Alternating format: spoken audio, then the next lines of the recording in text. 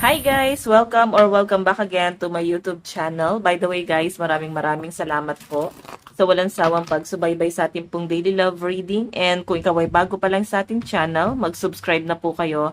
Then i-click mo na rin yung ating notification bell para lagi kang updated sa ating mga bagong upload. Okay, so guys, sa mga interested naman sa ating private reading, na sa description box below lang po yung link. Message nyo lang ako guys, okay? Tignan natin. Kanino bang love reading yung masasagap natin ngayon?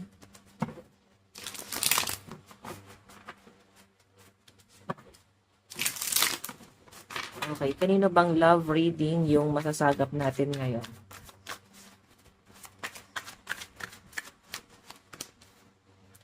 The Chariot. Chariot. Walang lakas ng loob itong taong to. Nahihiya, walang mukhang maiharap sa inyo. So, possible guys na itong taong to may nagawang malaking kasalanan sa inyo.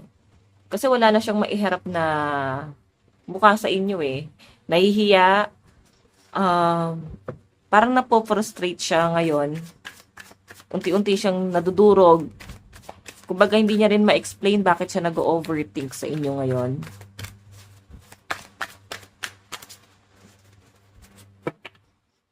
Okay, tignan pa natin.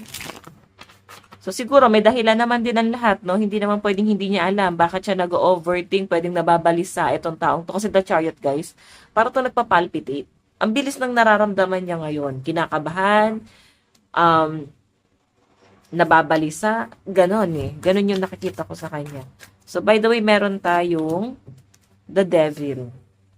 So, yun, pwedeng tinoxic ka kasi nitong taong to.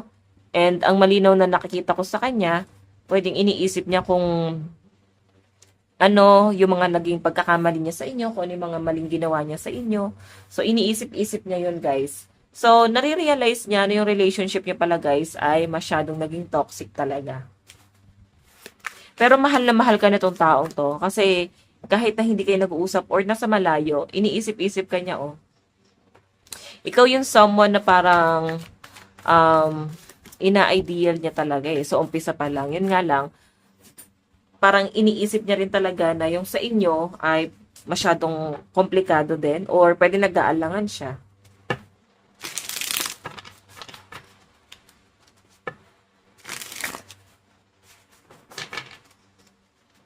Tignan pa natin. Additional message. Kanina po itong love reading.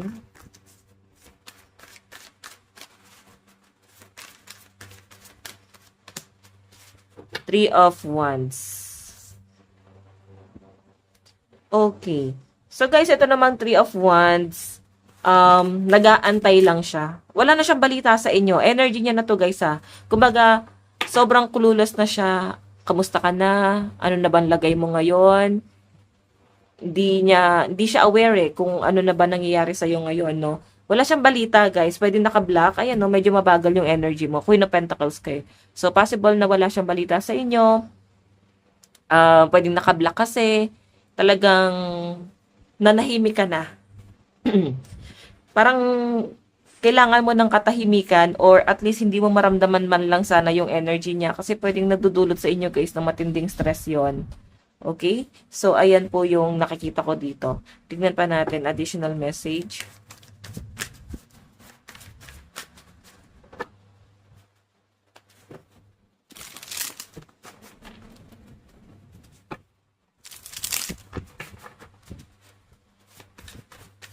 Additional message. Meron tayong Queen of Wands, creative, passion, power, courage, firepower. So, yung nakikita ko dito, guys, change direction ka ni. So, ibig sabihin, ikaw ay consistent na gusto mo na talaga mag-move on and nagpo-focus ka na sa sarili mo. Kumbaga, kung wala siyang pagbabagong gagawin sa sarili niya, papanindigan mo na talaga kasi nga, once na yung energy mo. So, si Wands, guys, nagbabago na yung direction niya ngayon, okay? Kumbaga, parang nagbabago na yung point of view mo and nare-realize mo na kung ano yung mga bagay na dapat ginawa mo na nun eh. Okay? Hindi mo siya, guys, naumpisahan kasi pwedeng pinigilan ka niya or dumepende ka rin kasi sa mga decision niya or yung mga opinion niya. Hindi ka man guys pinigilan, pwedeng nag-base ka sa mga opinion nitong taong to. So, pwedeng ganon, okay? So, again, nag-aantay lang tong person mo sa'yo. And aware siya na masyado na naging toxic yung relasyon nyo. So, siguro itong taong to guys, nagkaroon kayo ng third party. Pwede naging toxic na rin sila ng third party. Isa yun sa pinakamalaking kasalanan ginawa niya sa inyo. And again, sa pinapakita sa akin dito guys, sobrang nagsisisi tong person na to.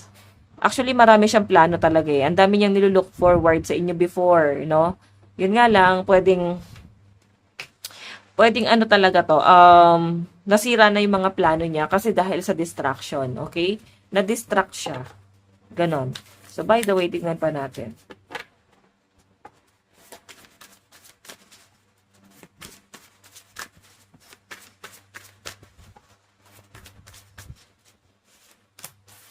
O, diba? Stuck si person mo. Okay, so, alam niyo guys, itong person mo, nag-aantay lang siya, hindi makagalaw, at sobrang stuck siya ngayon, as in. So, ang dami niya rin guys, mga desisyon na nagiging regret niya rin naman ngayon. Okay, sobrang nagsisisi, hindi siya makagalaw, tapos parang feeling niya kinokontrol siya sa mga desisyon niya guys, no? Unlike dun sa, nung naging kayo, or nung kayo pa, kasi parang pinababayaan mo lang, hindi naman literal na parang pinababayaan. Siguro talaga sinusuportahan mo lang siya kung ano talaga yung gusto niyang gawin. So parang sige, kung yan talaga yung gusto mo, papabayaan kitang lumangoy dyan sa gusto mo. Support lang ako, parang ganyan. So, by the way, hindi na siya na-challenge, no? Kumbaga, sumama siya sa tukso. Then ngayon, walang galaw, wala masyadong nag-improve sa connection nila, then parang feeling niya talaga na stuck siya doon sa connection nila. Walang walang nangyari. Ganun po. So, by the way, tignan natin. Additional message. Additional message.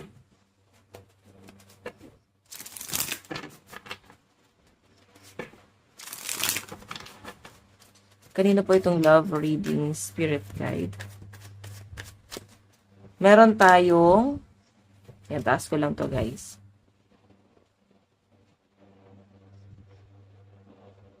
Okay.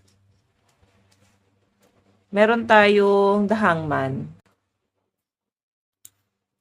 Okay, so ito naman guys, sacrifice. Dami niya sinasacrifice ngayon dun sa bago, no?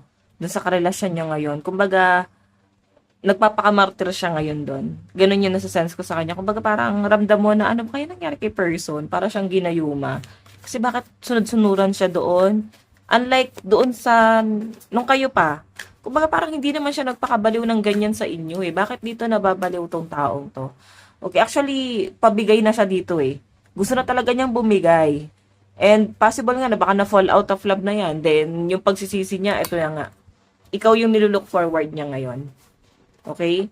Kumbaga, iniisip din ng person mo na sayang naman, dapat pala hindi ako bumigay, dapat pala pinagpatuloy ko, dapat pala ganito, ganyan. So, ang dami niya nagiging realization sa totoo lang, guys. Okay, so by the way,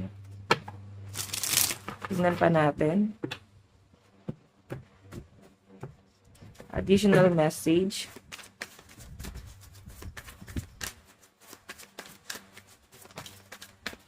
Meron tayong Six of Swords. Transition, movement, change, travel, moving on. So, parang karma nga yung nangyayari sa kanya, guys, eh. Kasi, mas pinili niyang panindigan to kaysa dun sa mga obligasyon niya sa inyo. Na parang iniwan niya yung mga obligasyon niya sa inyo. And, possible na, yun na nga. Okay? Iniisip niya na parang mas okay tong sinasamahan niya noon, nung una. Okay, inisip niya na parang mas the best to, mas okay to, parang ganyan, hindi pa bigat to, hindi ako pinapahirapan nito, mga ganon. So, guys, trigger warning. Hawakan mo yung sarili mo and yung puso mo. Alam kong naiinit yung ulo mo ngayon. Pero kasi guys, trigger warning, ang sinasabi ko sa rito, pwedeng yun yung sinamahan niya kasi nga, feeling niya convenient. Okay? Pwedeng na yung gusto niya na po-provide, or feeling niya kayang ibigay nun yung mga bagay na matagal niya nang hinihingi sa inyo or hinihiling sa inyo. Okay? Tingnan pa natin. Additional message.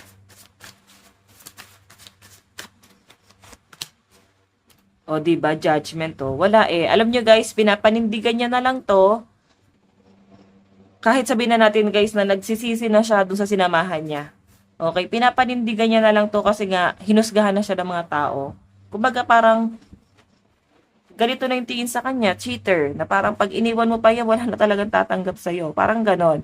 So parang dati nga gustong-gusto mo yan, pinagmamalaki mo yan sa amin. Parang ganon yung sinasabi niya sa mga tao na halos ipagmalaki niya, halos sambahin niya to. Pero ngayon kasi bumabaliktad yung sitwasyon. Kumbaga parang nararamdaman nila yung hirap. Alam mo yun?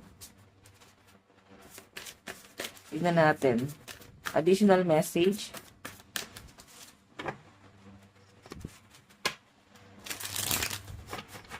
Additional message. Kanina po itong love reading. Meron tayong, o diba? Guys, down yung person mo at nagkakaroon siya ng sleepless night.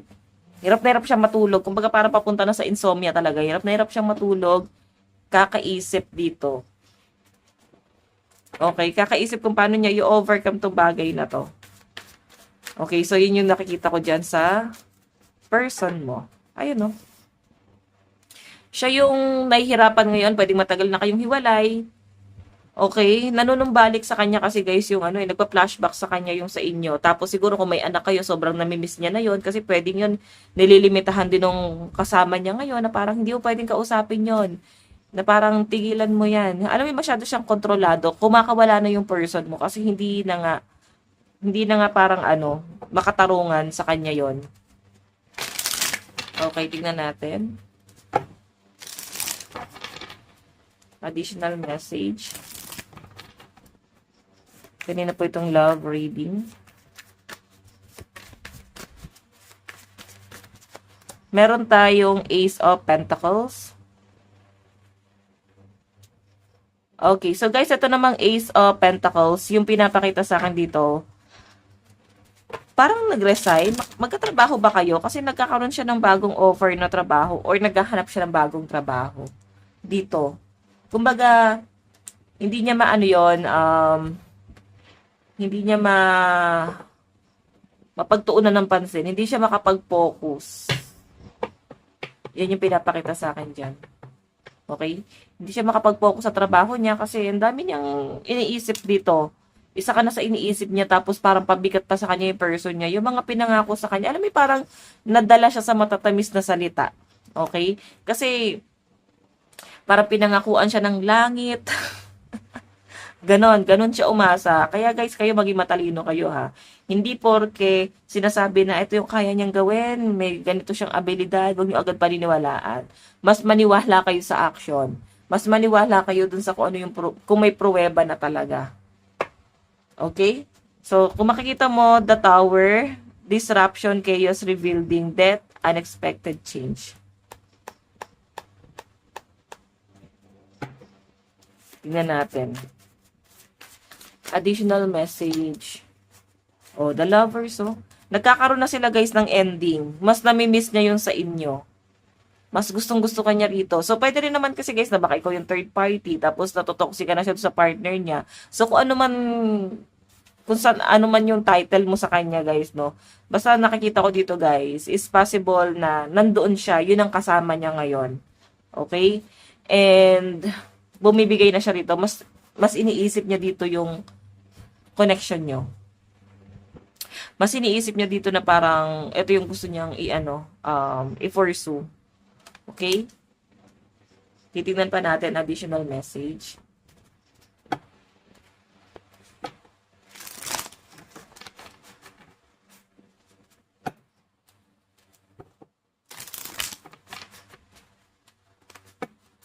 Additional message. Kanina po itong love reading.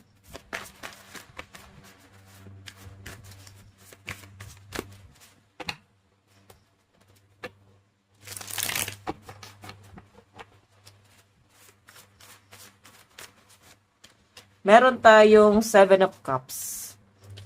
Okay, tignan pa natin guys. Ayusin ko lang to kasi parang medyo tabingi yung ating video. So, by the way, additional message.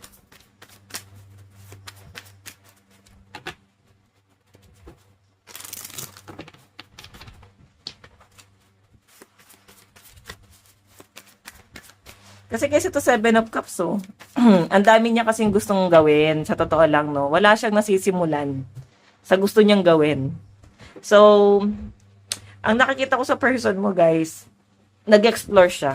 Nag-explore, nag-expand. Natutuwa siya sa mga nangyayari sa kanya. Kumbaga, nung natutuwa siya, kasi nga, pinabayaan mo siya lumipad mag-isa eh. Pinabayaan mo siya sa discarte niya. So, naging, guys, naging pakawala. Okay? Unlike dito sa pinipili niyang partner ngayon na kinontrol siya. Okay? Nalimitahan siya sa mga bagay na gusto niyang gawin. Alam mo yon. So, nagiging toxic yun sa kanila. So, ayan. Feeling ko, alpas tong taong to, no? Ta-travel to papunta sa inyo. And sa malinaw na pinapakita sa akin, 8 of Wands kasi eh.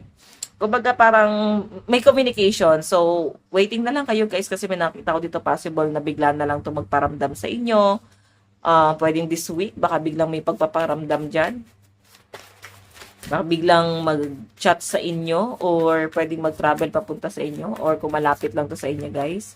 Baka may panunuyo, parang ganon. So, justice, gusto niya ng gusto niya ng clarification, gusto niya ng pag-usapan kung ano man yung sa inyong dalawa, no?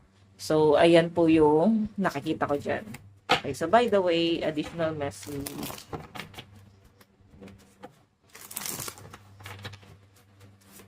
Additional message. Meron tayong 4 of Cups, boredom, meditation, discontent, and rejection offering. So, yung nakikita ko naman dito, guys, since 4 of Cups to, ayan no, baka third party talaga yun. Nakatingin siya sa third party, pinag-isipan niya pa talaga eh. Actually, pinag-iisipan niya kayong dalawa eh. Hindi po parang may option naman talaga siya, no? Hindi pong sure na sure ba siya talaga dito na tatanggapin ka. Parang ganon. Kasi pinag-iisipan niya pa, sino pipiliin ko sa dalawang to? Eh, hindi nga siya sure kung tatanggapin mo pa eh. 'Di ba? So, hindi naman parang inahanda niya lang talaga yung sarili niya kasi yun din naman iniisip niya. Hindi siya sure kung tatanggapin mo siya. Pero at least meron siyang gagawing hakbang papunta sa'yo. Ganon. So, by the way, check pa natin. Additional message. Meron tayong, di ba? May pagtatalo sa kanila, hindi na sila nagiging goods. Kinakarma to, guys. Ang toxic na nun sa kanila eh. Ang toxic na ng relasyon nila. Sa totohanan lang, no? Meron tayong Knight of Cups. O, diba? Wala siyang pakialam sa kinagagalit mo. Wala siyang pakialam kung ano yung mga niraramp mo sa buhay. Wala siyang pakialam kung may drama ka. Yung tipong hinihiling mo lang naman na kausapin ka, pag-usapan nyo hanggat maaari kung kaya namang i-work out, no? Pero hindi mo na kasi nakikita na parang gusto niyang i-work out yan. Okay? Kasi ito, mas pinipili niya yung peace of mind niya. Tignan pa natin additional message. Parang nawalan nga siya ng pakialam that time. Pero kasi ito guys, iniisip niya ngayon yung mga naging conflict niya before. Na parang bakit ba siya naging ganon? And actually, hindi na rin talaga sila nagiging goods nung sinamahan niya as in toxic na. Madalas na rin yung pagtatalo, yung pag-aaway. Dumating na rin sa point na parang mas pinili niya yung kung saan siya mas safe na lang. Kung sino lang yung susupport sa kanya. Hindi niya ma-feel yung supporta doon sa bago, no? So, Page of Swords, parang bigla na naman nagbabago yung isip niya. Wala na naman direction, guys, no? So, eto guys, once na sinaktan na kayo, nako, huwag nyo na guys, pagbigyan. Kasi sinaktan na kayo eh. So, isipin nyo na lang guys yung, yung dignidad mo dito. 'Di ba? Isipin mo na lang yung iisipin ng mga tao once na tinanggap mo yan. Though may mga judgment, pero sa nakikita ko kasi pwedeng ilalaban yan. Ilalaban niya talaga to. Okay, pero nasa inyo pa rin yan, guys. Okay, so by the way, check pa natin. Okay, so titignan natin yung energy ng person mo, ha. So, feeling ko kasi, guys, masyado naging conflict sa inyo to, parang nagkaroon talaga ng agawan. Na para bang ikaw na yung nagpaubaya. Ganon. So, by the way, tignan pa natin. Ano yung nararamdaman ng person mo sa'yo? Oops. Ayan, no? Naka-reverse to nung nakuha natin. Ending pa yung bottom of the deck. So, nung una kasi guys, grabe ang talim ng mga sinasabi niya sa inyo. As in, napakasasakit ng mga sinasabi niya sa inyo. And dumating na lang din sa point talaga na bumaliktad. Lahat ng sinabi niya sa inyo, bumaliktad yon. Okay, kumbaga, lahat ng sinabi niya sa inyo guys na mga masasakit, parang lahat ng sinabi niya sa inyo na parang maski aso parang hindi kayo lunukin eh. Parang may mga pangungutya pa na hindi na talaga katamahan, ganito, ganyan, ganyan. So, lahat ng mga masasakit, discrimination, pwedeng sinabi niya sa inyo. Pero, kagaya nga ng sabi ko guys, bumalik sa kanya lahat yon. Ayan no, nagkakaroon ng ending, nagkaroon ng mga conflict about sa financial, nagkaroon ng mga losses, ganun eh, parang niloko pa tong taong to. Ang dami nangyari, no, na problema sa kanya, as in kinakaharap niyang problema guys, no. So, by the way, tignan pa natin additional message yan yung nararamdaman niya sa inyo ngayon. Sobrang lugmo. As in, parang kailangan niya ng tulong ngayon. Baka nagkakasakit pa tong person mo, yan, no? Pamilya niya na lang yung pwedeng inaasahan niya ngayon. Okay? Pamilya na lang yung pwedeng sandalan niya ngayon. Or sinasandalan niya. So, by the way, kagaya ng sabi ko dyan, guys, Queen of Swords, bumabalik sa kanya lahat ng sinabi niya sa kanya. Sinabi niya sa inyo, bumabalik sa kanya lahat yun. And again, deserve nga ba? Ikaw na magsabi. Parang pinagnakawan ka pa, ginamit ka pa niya pagdating sa pera. Alam mo yung as in, ikaw yung nagtiyaga, nagtiis sa taong to na parang bakit ba ako nagtiis sa taong to? Yung tipong ang dami niya nang ginawa sa inyo guys na hindi niya na guys masikmura. Pero nagtiis ka pa rin. So yun nga lang, dumating pa rin sa point na kahit na ganon, hinahabol mo pa rin kahit na ang dami niya nang ginawang kasalanan sa inyo. Ikaw pa rin yung nagmamakaawa. Pero alam niyo guys, hindi niyo deserve yan. Okay? Pag hindi niyo kailangan magmakaawa dyan sa taong yan. Okay? Kumbaga parang isipin mo pa rin yung dignidad mo. Kamahal-mahal ka. Lagi mong isipin yan, kamahal-mahal ka. Hindi mo kailangan na ipipilit mo yung sarili mo sa isang tao. Ang daming tao sa mundong to. So, kailangan mo mag-explore, mag-expand. Sa panahon ngayon, guys, mas madali na mag-move on. Hindi kagaya nung araw, Diyos ko.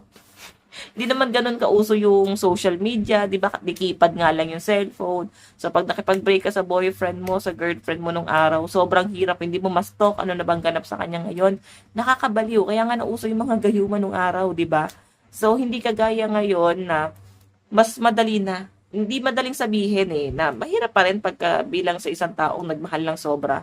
Mahirap pa rin, pero at least may mga paraan na kaya may mga paraan na para libangin mo yung sarili mo para maka-move on, 'di ba? So by the way, tingnan natin.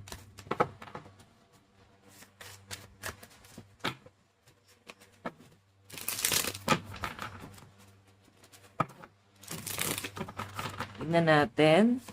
Additional message.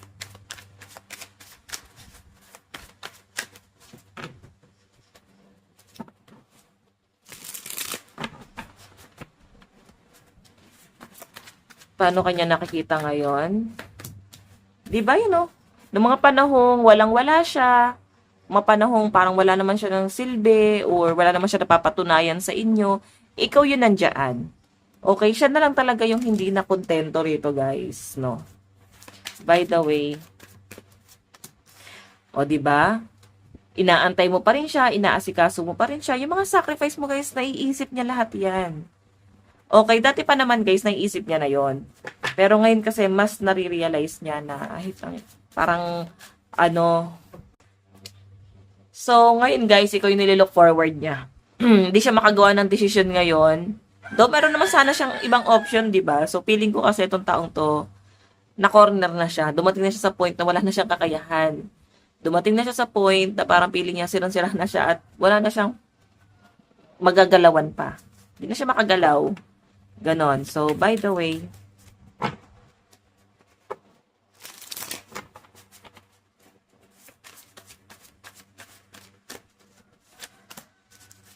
Three of Swords, sorrow, heartbreak, divorce, separation, loss, ending. 'Di ba? So, pwedeng kasal kayo, pinilit ka ba niya makipaghiwalay, bigla ka na lang inabandonan, na wala kang kalaban-laban, basta gigil na gigil siyang iwan ka niya doon, noon. Pero ngayon nga, nare-realize niya lahat yan, no? Lahat ng kasalanan niya sa inyo, nare-realize niya to lahat, okay? So, titignan pa natin.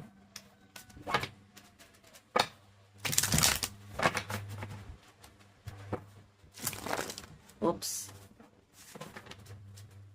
Okay, so by the way, ano yung gagawin niya?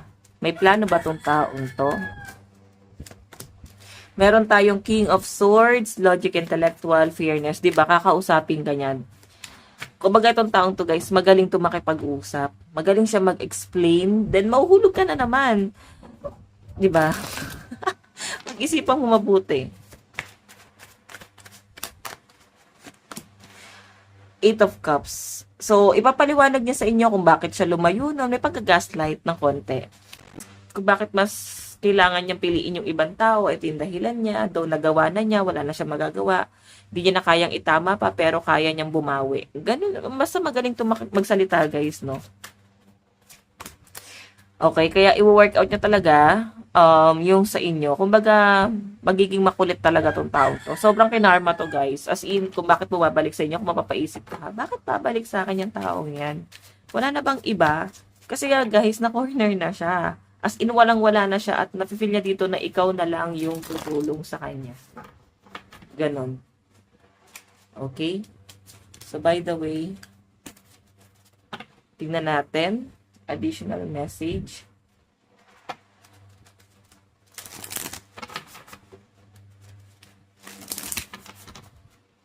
Additional message. Meron tayong nervous. You make me nervous even just thinking about you get, I get nervous. I'm not sure what to say or how to act around you.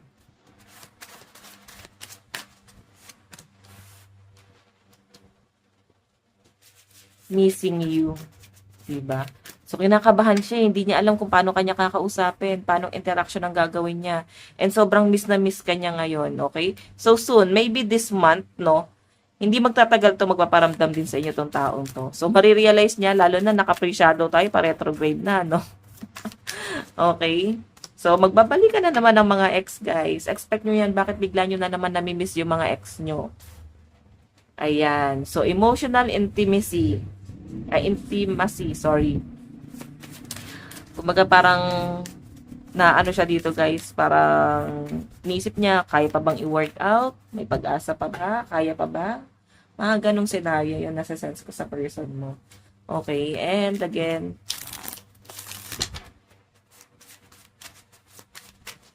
gusto niya sabihin sa inyo, I'm grateful for the spiritual lesson. And I want you, what else? I hope that you can forgive me one day. Okay, so ayan. Diba? Tugmang-tugma talaga lahat ng sinasabi, guys. Sobrang thank you daw kasi marami kang naituro sa kanya na nai-apply niya at daladala niya pa rin sa paglayo niya at hanggang ngayon sa pagbalik niya, daladala niya pa rin yon. And kaya gusto niyang bumalik pa rin sa inyo, sobrang miss na miss ka niya, yan o. Nandun yung desire nitong taong to. And again, guys, sabi niya, sana mapatawad mo siya pagdating ng panahon. Siguro, ikaw, nasa inyo na desisyon. Iniwan ka na nga para sa iba eh. Diba? So, ibig sabihin lang yan, guys. Kung patatawarin mo, pwede naman. Kung tatanggapin mo, pwede naman. Kung may mga anak kayo, kung sa tingin, kung yun yung logic mo, no?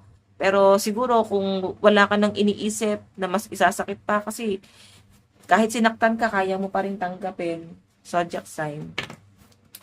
Well, meron tayong Leo, Sagittarius, Virgo, Aries, Cancer, and Scorpio. Scorpio, Capricorn, Virgo, Sagittarius, Leo, Aries, and Cancer energy. Yan yung energy ng person mo. So, doon tayo sa energy mo. Pwede natin pahabain pa to, guys. Energy mo, nararamdaman mo sa person mo. Playing games. Diba? Sabihin, gamer itong taong to, pinaglaruan kanya ng paulit-ulit. then parang gusto mo na lang din sigurong gumante, paglaruan din siya. Pero feeling ko kasi mas ano yung konsensya mo diyan sa taong 'yan. Ganon, 'di ba? So tignan natin ano yung mga dapat mong gawin. I'm leaving. Tama 'yan, umalis ka na. Pagtingin mo hindi mo na deserve or kung matagal na rin naman na to at naka-move on ka na, so wag kang matatakot na umalis dito, okay? So by the way, tignan natin sa zodiac sign mo. Meron tayong Taurus, Capricorn, Leo, Aries, Virgo, and Sagittarius.